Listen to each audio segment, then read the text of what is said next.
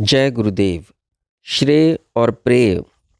श्रेय अर्थात आत्म कल्याण का मार्ग और प्रेय अर्थात प्रिय लगने वाला भोगों का मार्ग, दोनों विपरीत फल देने वाले हैं और मनुष्य के जीवन से दोनों का घनिष्ठ निकटतम संबंध है।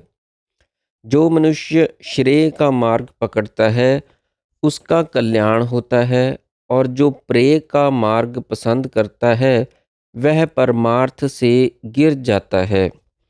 श्रेय तथा प्रेय दोनों ही मनुष्य के सामने आते हैं। बुद्धिमान मनुष्य विचार पूर्वक दोनों का विवेचन करता है और प्रेय के मार्ग को छोड़कर उसकी उपेक्षा करके श्रेय को अपनाता है। परंतु मंद बुद्धि मनुष्य अपने संसारिक योगक्षेम की इच्छा से प्रेय को ग्रहण करता है। प्रेय का अंतर्गत स्वर्ग सुख भी है। यमराज ने नचिकेता को ऐसा समझाकर कहा कि हे नचिकेता, तूने प्रिय लगने वाली प्रिय रूपा सब कामनाओं को अच्छी प्रकार विचार करके त्याग दिया है। तू इस वित्तमयी धन संपत्ति रूपी जंजीर के बंधन में नहीं आया जिसमें बहुत से मनुष्य फंस जाते हैं। ये दोनों प्रेय और श्रेय अविद्या तथा विद्या के नाम से विख्यात हैं। हे नचिकेता, मैं तुझको विद्या का जिज्ञासु मानता हूँ।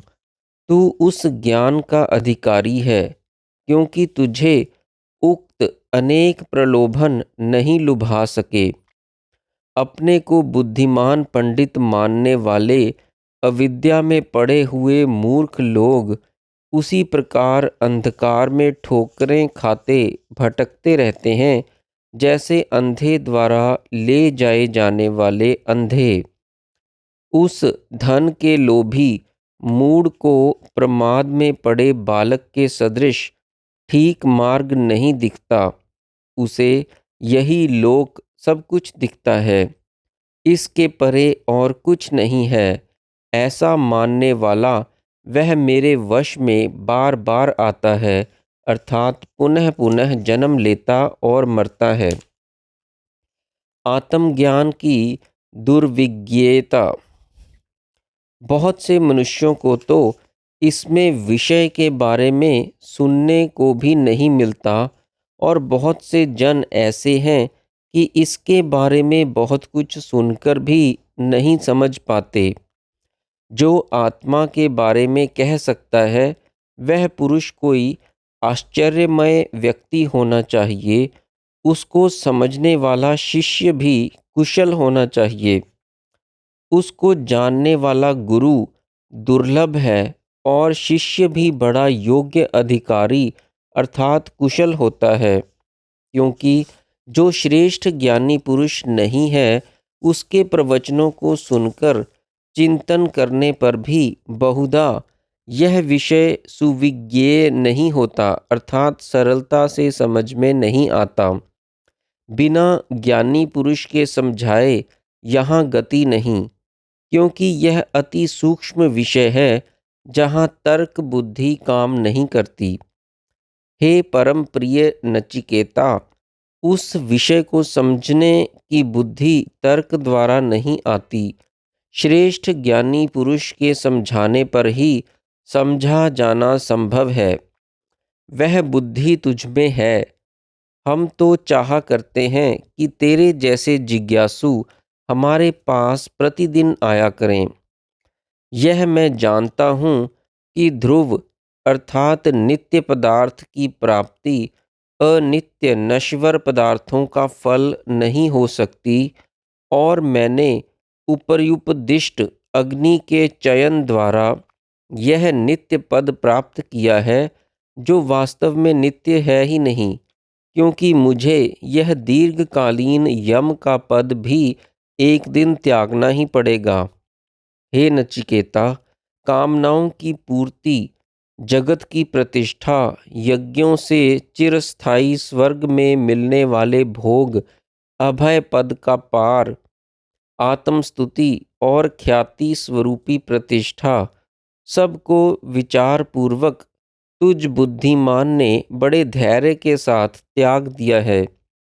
उस दुर्दश गूढ़ सर्वत्र अनुप्रविष्ट बुद्धि अथवा ब्रह्मरंध्र रूपी गुहा में छुपे हुए सनातन देव को जानकर जो अध्यात्म योग से ही जाना जा सकता है, बुद्धिमान मनुष्य हर्ष शोक से मुक्त होता है। जो मनुष्य इस सूक्ष्म धर्म को सुनकर अच्छी तरह विचार सहित समझ और फिर भली प्रकार ग्रहण करके उस तत्व को प्राप्त कर लेता है, वह वास्तविक मोदनीय ब्रह्म आनंद का आस्वाद लेता है। हे नचिकेता, मैं समझता हूँ कि उस आनंद को जान लेने के लिए ब्रह्मलोक का मार्ग खुल गया है। तब नचिकेता ने पूछा कि आप जिस देव के बारे में संकेत कर रहे हैं, जो धर्म से नहीं मिलता और ना ही अधर्म से मिलता है, जो कारण कार्य दोनों से अतीत है और जो भूत भविष्य से भी अलग है, जिसको आप जानते हैं, उसे मुझे बताइए। यमराज ने कहा कि सब वेद जिस पद की बढ़ाई करते हैं, सब तप जिसकी ओर लक्ष्य कराते हैं और जिस पद की इच्छा से लोग ब्रह्मचर्य का आचरण करते हैं, उसी पद के बारे में मैं तुझको संक्षेप से समझाकर कह रहा हूँ। वह ओम है। यही अक्षर ब्रह्म है, यही परम अक्षर है।